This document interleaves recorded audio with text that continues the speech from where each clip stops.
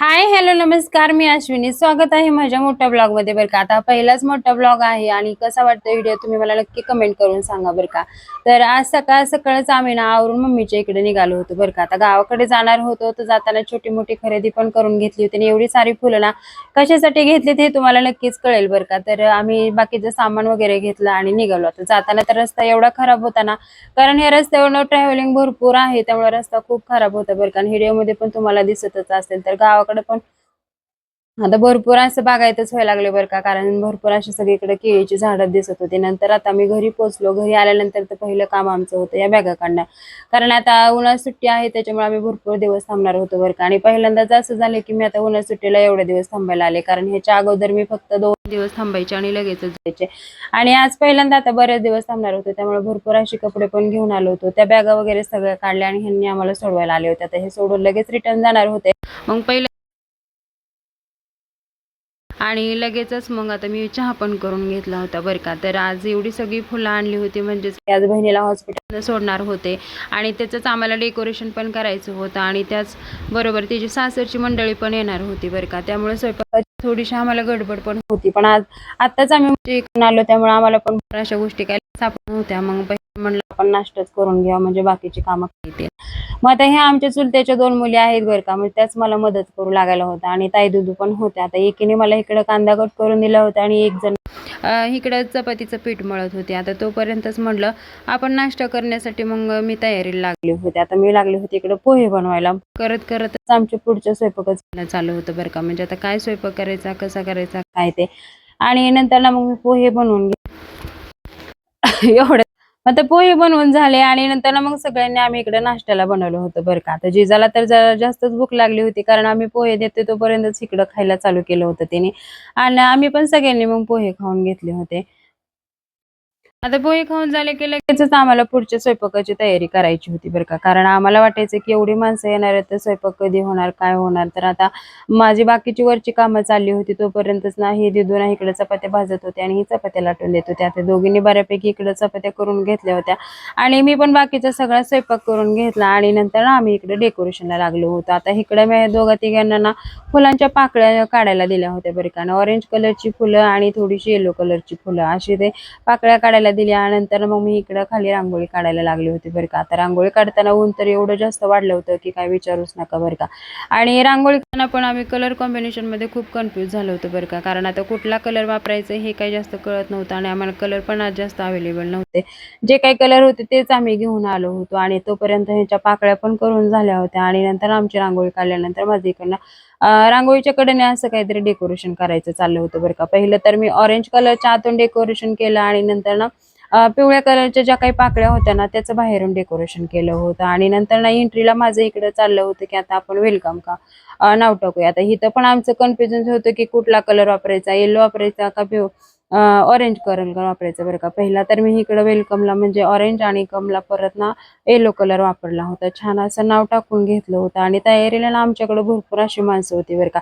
त्यामुळेच आमची जरा जास्त जमलिंग होत होती की कोणाचं कसं एकाचं असं बोलण्याचं एकाचं तसं बोलण्याचं. त्याच्यामुळे आमचं हे डेकोरेशन बराच वेळ गेलं होतं आणि इकडं हात पण आम्ही ह्या 2 कलरच्या कॉम्बिनेशन मध्ये काढून घेतलं होतं आणि नंतर आमच्या इकडं चालू होते फुगे फुगवायचे. आता जास्त त्रास आम्हाला ह्या फुग्याने दिला असेल बरं का, कारण उन्हाळा लागला होता ना त्याच्यामुळे फुगे अजिबात राहत नव्हते. असं एक फुगा फुगवूस तर दुसरा फुगा लगेचच फुटून जायचा. त्याच्यामुळेच फुग्याने जास्त आम्हाला त्रास दिला होता आणि अर्धे तर फुगे आमचे फुटण्यातच गेले असतील बरं का. आता कसे बसे आमचे फुगे फुगून झाले तोपर्यंत मी इकडं बाकीचं जे काही डेकोरेशन होतं ना ते फुलांचं तेही करून घेतलं आणि शेवटी आता मीच इकडं ह्याला फुगे फुगू लागायला आले होते. मग आता आम्ही सगळ्यांनी इकडे फुगे फुगून घेतले होते आणि मेन गोष्ट तर आम्हाला जी डबल चिकटपट्टी असते ना तीच आम्हाला भेटली नाही. शेवटी आता कसं तरी आम्हाला ऍडजस्ट करायचं होतं. जी व्हाईटवाली चिकटपट्टी होती ना शेवटी आम्ही तिनेच म्हणजे फुगे हे ठेवले. आता फुगे तर वरूनच फुटत होते त्यामुळे लास्टला आम्ही बेडवरती असे साईडलाच फुगे ठेवून दिले आणि नंतर हे हार्टवाला होतं ना बेडवरती पण असं म्हणजे हे 2 कलर मध्ये हार्ट काढलं होतं आणि ह्या पाकळ्या पण वाऱ्याने अशा उडून जात होत्या. मग शेवटी आता हाताने दाबून दाबून आम्ही हा हार्ट छानपैकी बसवलं होतं. तोपर्यंत हिच्या घरची पण आले होते बरं का, म्हणजे हे तिचे सासरे आणि नणंद आणि त्यांची मुलं होती. आता तोपर्यंत आम्ही इकडे सगळे रेडी झालो होतो, कारण आमची आता गाडी येणार होती आणि गाडीमध्ये ना आता बेबी येणार होतं त्याचंच एंट्री होते आणि डेकोरेशन फायनल तुम्ही एकदा बघून घ्या बरं का. जेवढं जमेल तेवढं तर छानपैकी डेकोरेशन केलंच होतं. आणि मस्तपैकी इकडे फुगे पण राहिले होते. म्हणलं चला आता हे येईपर्यंत फुगे जरी राहिले तरी खूप झालं. आणि नंतर ना आता इकडे आमची गाडी आली होती.